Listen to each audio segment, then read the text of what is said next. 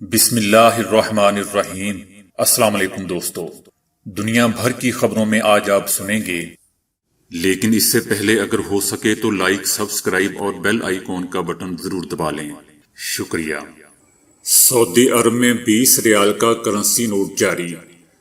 مسلسل کئی ہفتوں سے مسلسل مار کھانے والی آرمینیا کی آرمی کی پلٹ کر وار کرنے کی کوشش۔ ایران نے بھارتی کمپنیوں کو کام سے روک دیا۔ نون لیگ نے حکومت سے پہلے ہی اورنج لائن میٹرو کا افتتاح کر دیا۔ فرانس کے صدر نے جان بوجھ کر مسلمانوں کو مشتعل کرنے کی کوشش کی، وزیر اعظم عمران خان۔ مارشل آرٹ کے ناقابل شکست چیمپئن خبیب نورما کا ریٹائرمنٹ کا اعلان۔ ہالی ووڈ سٹار آلڈن کی دوسری بار دل کی سرجری۔ سافٹ ویئر سے فصلوں کی 97% درست پیش گوئی۔ سعودی فرما روا کو خادمین حرمین کہا جاتا ہے، لیکن خانہ کعبہ کی چابیاں ان کے پاس نہیں۔ صدر ٹرمپ کے چہرے پر کوئی مسکراہٹ نہیں تھی، وہ بجھے بجھے نظر آئے۔ یورپ مسلمان دشمنی سے باز رہے نہیں تو صفحہ ہستی سے مٹ جائے گا، ترک صدر رجب طیب اردوان۔ تو آئیے چلتے ہیں اب خبروں کی تفصیل کی جانب۔ سعودی عرب کو G20 ممالک کی سربراہی ملنے کے اعزاز میں 20 ریال کا کرنسی نوٹ جاری کر دیا گیا ہے۔ جاری نوٹ سعودی فرمانروا شاہ سلمان بن عبدالعزیز کی تصویر سے مزین ہے۔ اس کے علاوہ نوٹ پر پوری دنیا کا نقشہ بھی اجاگر کیا گیا ہے۔ اس نوٹ کے ذریعے دنیا کی 20 بڑی معیشتوں کی جانب سے اقوام عالم کو خوشحالی کی جانب سے راغب کرنے اور انسانیت کی فلاح جیسے جذبے کو اجاگر کیا گیا ہے۔ نیا نوٹ جدید ترین سٹینڈرڈز کے مطابق تیار کیا گیا ہے اور اس میں کئی تکنیکی خوبیاں موجود ہیں، جبکہ اس میں جعل سازی کو روکنے کے لیے بھی سدباب کیا گیا ہے۔ مسلسل مار کھانے والی آرمینیا کی آرمی کا پلٹ کر وار آذربائیجان کے اہم ترین علاقے پر قبضہ کرنے کی کوشش۔ مسلسل کئی ہفتوں سے مسلسل مار کھانے والی آرمینیا کی آرمی نے پلٹ کر وار کرنے کی کوشش کی ہے۔ بتایا گیا ہے کہ آرمینیا کی آرمی نے آذربائیجان کے اہم پہاڑی علاقے پر قبضہ کرنے کی کوشش کی، تاہم آذربائیجان نے یہ حملہ ناکام بنا دیا ہے۔ دونوں ممالک کی آرمی کے درمیان شدید جھڑپیں ہوئی ہیں۔ دوسری جانب بتایا گیا ہے کہ آرمینیا نے آذربائیجان کے ایران سے ملحقہ کچھ علاقوں پر بھی برسوں سے قبضہ کر رکھا تھا، تاہم اب آذربائیجان نے بالآخر ان تمام علاقوں کو بھی فتح کر لیا ہے۔ آذربائیجان کے خلاف جاری لڑائی میں آرمینیا کی طرف سے مرنے والوں کی تعداد میں مسلسل اضافہ ہو رہا ہے۔ آذربائیجان نے کئی شہر، درجنوں دیہات سمیت مزید کئی علاقے بھی آزاد کروا لیے ہیں۔ آرمینیا کے بنیادی ڈھانچوں اور اس کے عسکری وسائل کو شدید نقصان پہنچایا گیا ہے، جس کی وجہ سے اسے ساز و سامان، خوراک اور اسلحے کی قلت کا سامنا ہے۔ ان تمام صورتحال میں آذربائیجان کے صدر کا کہنا ہے کہ ایک مرتبہ پھر کہتے ہیں کہ آرمینیا ہماری سرزمین پر سے فوری طور پر قبضہ چھوڑ دے۔ اگر یہ کام ہوتا ہے تو لڑائی بندی ممکن ہے، وگرنہ ہم اپنی سرزمین ایک ایک انچ ٹکڑا بھی حاصل کریں گے۔ ایران نے ایک بہت بڑے گیس فیلڈ منصوبے پر کام کرنے والی بھارتی کمپنیوں کو کام سے روک دیا ہے۔ بھارتی کمپنیوں کو نوٹس جاری کر دیا گیا ہے۔ منصوبہ مقامی ایرانی کمپنیوں کو دیا جا رہا ہے۔ ایرانی حکام کے مطابق متعدد بار پروجیکٹ پر مذاکرات کے لیے بھارت کو دعوت دی گئی، تاہم انہوں نے کچھ نہ کیا۔ گزشتہ سال انہیں اس حوالے سے الٹیمیٹم بھی دیا گیا تھا۔ حکام کے مطابق وہ صرف پابندیاں اٹھنے کے منتظر تھے۔ اس کے بعد یہ منصوبہ مقامی کمپنیوں کو دینے کا فیصلہ کیا ہے۔ خلیج فارس کے قریب گیس کی دریافت سن 2008 میں 3 انڈین کمپنیوں نے کی تھی۔ گزشتہ ماہ ایرانی وزیر پیٹرولیم نے کہا تھا کہ گیس کا پہلا مرحلہ $2 ارب کا ہے، جس میں مستقبل قریب میں دستخط کیے جائیں گے۔ ایران اس سے قبل بھارت کو چار بہار بندرگاہ کے ریل منصوبے سے بھی فارغ کر چکا ہے۔ نون لیگ اور وزیر اعلیٰ Punjab Usman Buzdar orange line metro منصوبے کے الگ الگ افتتاح کیے۔ افتتاحی تقریب میں شہریوں کی بڑی تعداد موجود تھی اور افتتاح کے بعد اورنج لائن ٹرین نے پہلا سفر بھی مکمل کیا۔ ٹرین صبح 7:30 بجے سے شام 8:30 بجے تک چلے گی۔ 27 کلومیٹر ٹریک پر 126 اسٹیشن بنائے گئے ہیں جو ڈیرہ گجراں سے شروع ہو کر علی ٹاؤن پر ختم ہو گئے۔ ٹرین کا کرایہ 40 روپے مقرر کیا گیا ہے۔ وزیر اعلیٰ عثمان بزدار نے کہا کہ تحریک انصاف کی حکومت نے سابقہ دور کے منصوبوں کو کامیابی سے پایہ تکمیل تک پہنچا کر ایک نئی سیاسی روایت قائم کی ہے۔ ماضی کی روایات کے برعکس کسی منصوبے کو سیاسی تعصب کا شکار نہیں ہونے دیا۔ سیاسی تعصب سے بالا تر ہو کر سابقہ حکمرانوں کے چھوڑے ہوئے 1115 ارب روپے کے ادھورے پروجیکٹس پر بھی کام جاری رکھا۔ دوسری طرف لیگی رہنما انارکلی اسٹیشن پہنچے اور انہوں نے شہباز شریف کی تصاویر بھی اٹھا رکھی تھیں۔ اس موقع پر خواجہ سعد رفیق نے اورنج لائن ٹرین کا افتتاح کیا۔ کارکنان سے خطاب کرتے ہوئے ان کا کہنا تھا کہ آج پنجاب کا خادم اعلیٰ شہباز شریف پابند سلاسل ہے۔ ان کا قصور یہ ہے کہ انہوں نے پنجاب کی حالت بدل دی، عام آدمی کی زندگی میں تبدیلی لے کر آئے۔ آج اورنج لائن ٹرین منصوبے کے بانی جیل میں ہے۔ ہم غلط نہیں کہتے کہ آپ سلیکٹڈ تھے اور ہیں اور اسی حالت میں تشریف لے جائیں گے۔ حکومت کے خلاف تمام سیاسی جماعتیں ایک ہو چکی ہیں۔ عمران خان کی حکومت کا وقت پورا ہونے والا ہے اور وہ تیاری کر لیں۔ ان کا کہنا تھا کہ 13 دسمبر کو لاہور میں پی ڈی ایم کا تاریخی جلسہ ہوگا۔ وزیر اعظم عمران خان کا کہنا تھا کہ لیڈر کی خاصیت ہے کہ وہ لوگوں کو متحد رکھتا ہے، جیسے نیلسن منڈیلا نے لوگوں کو تقسیم کرنے کی بجائے متحد کیا۔ وزیر اعظم کا کہنا تھا کہ فرانسیسی صدر میکرون کو لوگوں کو موقع نہیں دینا چاہیے تھا، انہیں دنیا کو تقسیم کرنے کی بجائے معاملات کو حل کرنا چاہیے تھا، لیکن انہوں نے مزید پولرائزیشن اور احساس محرومی پیدا کرنے کی کوشش کی۔ خان نے کہا کہ صدر میکرون مسلمانوں کے زخموں پر مرہم رکھ سکتا تھا، لیکن بدقسمتی سے انہوں نے اسلام پر حملہ کر کے اسلامو فوبیا کی حوصلہ افزائی کی۔ فرانس کے صدر نے خاکوں کی نمائش سے اسلام اور ہمارے نبی کریم صلی اللہ علیہ وآلہ وسلم کو ٹارگٹ کیا اور جان بوجھ کر مسلمانوں کو مشتعل کرنے کی کوشش کی۔ صدر میکرون نے دین کو سمجھے بغیر یورپ اور پوری دنیا کے لاکھوں مسلمانوں کے جذبات کو تکلیف دی ہے۔ لا علمی پر مبنی عوامی بیانات مزید نفرت، اسلامو فوبیا اور انتہا پسندی کی جگہ پیدا کریں گے۔ اپنے 12 سالہ کیریئر میں والد کے بغیر پہلے میچ میں کھلاڑی جذبات پر قابو نہ رکھ سکے۔ مارشل آرٹس میں اپنے کیریئر تک ناقابل شکست رہنے والے فاتح خبیب نورما نے والد اور کوچ کے کورونا کے باعث انتقال کر جانے کے بعد MMA ریسلنگ کو ہمیشہ کے لیے خیر باد کہہ دیا۔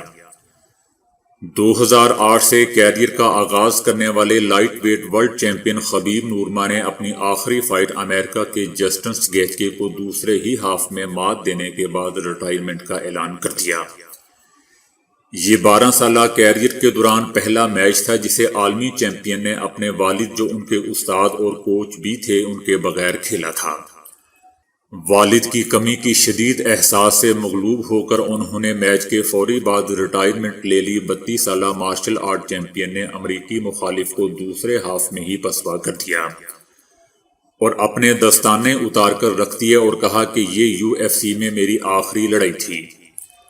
خبیب نورما اپنے کیریئر کے دوران ناقابل شکست رہے ہیں، جو کہ ایک ریکارڈ ہے۔ خبیب نورما نے بتایا کہ والد کی موت کے بعد مجھے میچ کھیلنے کے لیے اکیلے آنا پڑا، جو بہت ہی تکلیف دہ تھا، اس لیے میں نے پہلے ہی اپنی والدہ سے اس میچ کے بعد ریٹائرمنٹ کا اعلان کرنے کی اجازت لے لی تھی۔ دوستو، یاد رہے کہ اس برس جولائی میں مارشل آرٹ چیمپئن کے والد اور کوچ عبدالناپ نورما کورونا کے باعث انتقال کر گئے تھے۔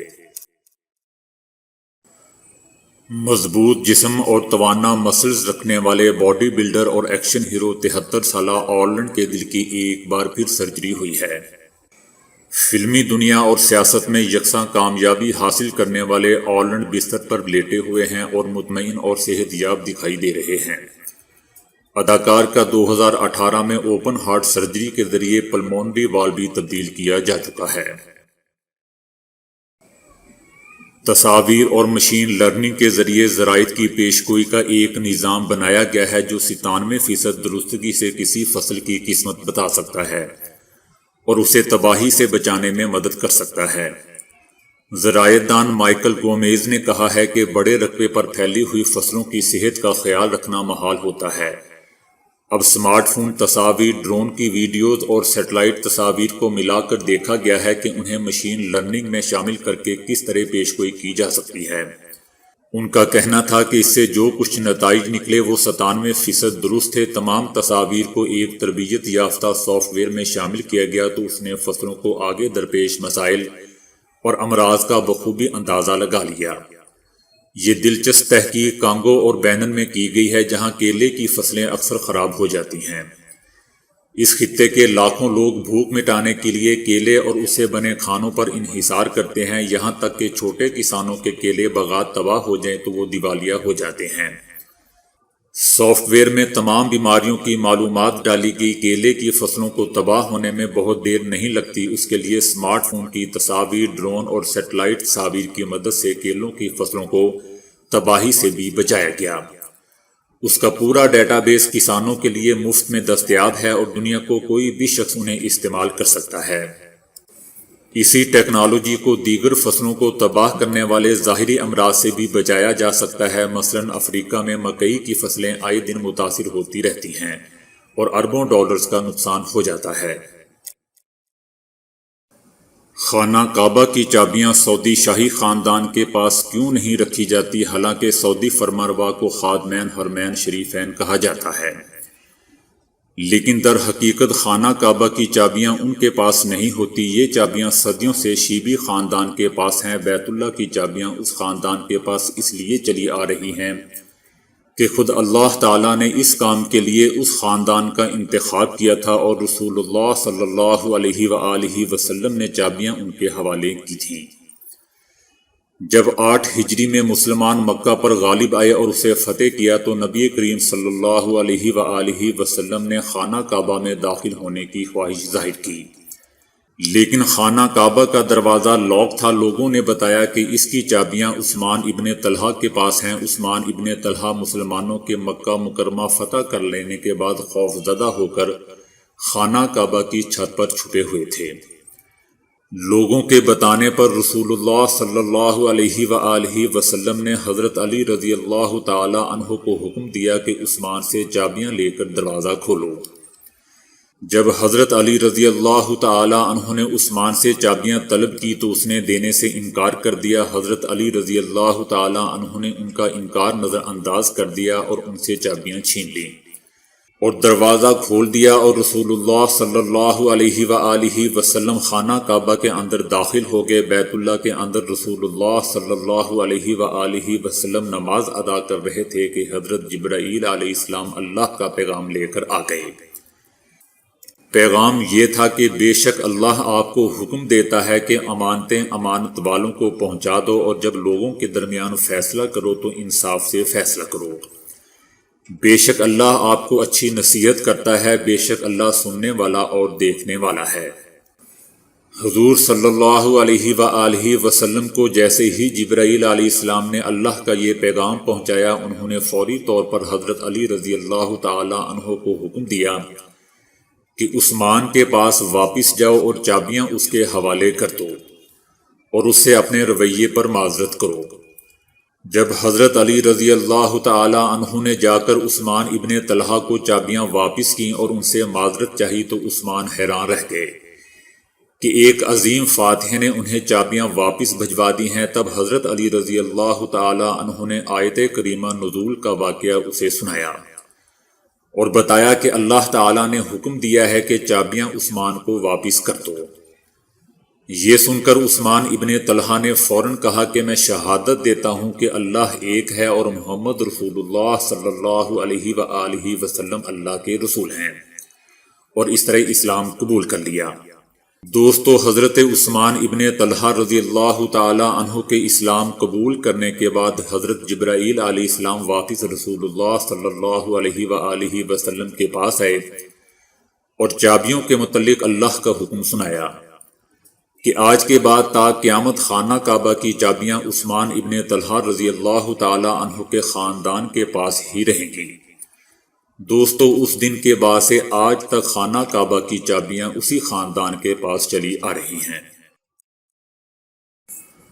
بعض امریکی سروے یہ ظاہر کر رہے ہیں کہ جو بائیڈن کو اپنے حریف صدر ٹرمپ پر سبقت حاصل ہے۔ ویسے بھی جب ان دونوں کے درمیان آخری مباحثہ ہو رہا تھا تو اس میں صدر ٹرمپ کے دلائل جو بائیڈن کے مقابلے میں نہایت ہی کمزور تھے، اور صدر ٹرمپ کی باڈی لینگویج سے بھی یہ اندازہ لگایا جا سکتا تھا کہ وہ مقابلہ نہیں کر پا رہے۔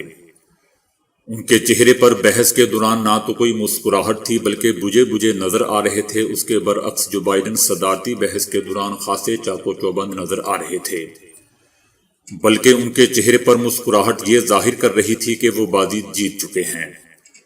تاہم اس کا فیصلہ دوستو 3 نومبر کے بعد ہی ہو سکے گا، کیونکہ امریکی انتخابات میں بسا اوقات ہارنے والا جیت بھی سکتا ہے۔ صدر ٹرمپ انتخابات سے بہت پہلے یہ کہہ چکے ہیں کہ اگر وہ ہارے تو انتخابی نتائج تسلیم نہیں کریں گے، یعنی وہ ہارنے کے باوجود صدر کے عہدے سے سبکدوش نہیں ہوں گے۔ اگر ایسا ہو گیا تو امریکی جمہوریت کو بہت بڑا دوستو دھچکا لگے گا، جبکہ اس صورت میں امریکہ میں خانہ جنگی کا خطرہ بھی پیدا ہو سکتا ہے۔ صدر ٹرمپ کا بنیادی مسئلہ یہ ہے کہ وہ بغیر سوچے سمجھے بولتے ہیں، جس کا نتیجہ یہ نکلتا ہے کہ وہ امریکی معاشرے کے علاوہ پوری دنیا میں مذاق بن جاتے ہیں۔ صدر ٹرمپ کا یہ بھی اعلان کہ انہوں نے یروشلم کو اسرائیل کا دارالحکومت تسلیم کر لیا ہے، اس مسئلے پر بھی مسلم امہ صدر ٹرمپ سے بہت زیادہ ناراض ہیں۔ تاہم بعض امریکی دانشور یہ کہہ رہے ہیں کہ صدر ٹرمپ کو اسرائیل نواز پالیسی کا خمیازہ بھگتنا ہوگا۔ بہرحال مقابلہ بہت سخت ہے۔ دوستو، صدر ٹرمپ کا شمار دنیا کے امیر ترین افراد میں ہوتا ہے، چنانچہ امریکی انتخابات میں پیسہ ایک اہم کردار ادا کرتا ہے۔ اس لیے ان انتخابات کے کیا نتائج ہوں گے یہ وقت ہی بتائے گا، لیکن دانشور کہتے ہیں کہ صدر ٹرمپ کا ان انتخابات میں جیتنا اتنا آسان نہیں ہوگا۔ ترک صدر رجب طیب اردوان نے خبردار کیا ہے کہ یورپ مسلمان دشمنی سے باز نہ آیا تو صفحہ ہستی سے مٹ جائے گا۔ ان کا کہنا تھا کہ یورپ اسلام اور مسلمان دشمنی کی بیماری سے جلد باہر نہ آیا تو پورا یورپ صفحہ ہستی سے مٹ جائے گا۔ مسلمانوں کے خلاف اتحاد یورپ کو لے ڈوبے گا، اور بہتر یہی ہے کہ یورپ اسلام دشمنی میں اپنے آپ کو ختم نہ کرے۔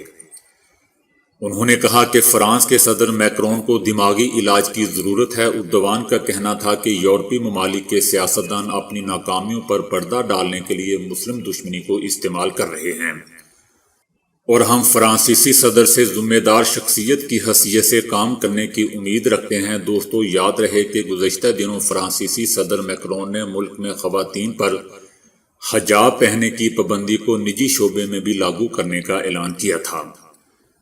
اپنے بیان میں فرانسیسی صدر نے کہا تھا کہ وہ فرانس میں اسلام کو بیرونی اثرات سے آزاد کریں گے۔ ان کا مزید کہنا تھا کہ دنیا بھر میں اسلام بحران کا شکار ہے۔ ہم سکولز پر سخت نگرانی اور مساجد کو ہونے والی غیر ملکی فنڈنگ کو مؤثر طریقے سے کنٹرول کریں گے۔ تو دوستو، آج کے لیے اتنا ہی۔ ویڈیو کو لائک اور شیئر کرنے کا بہت بہت شکریہ۔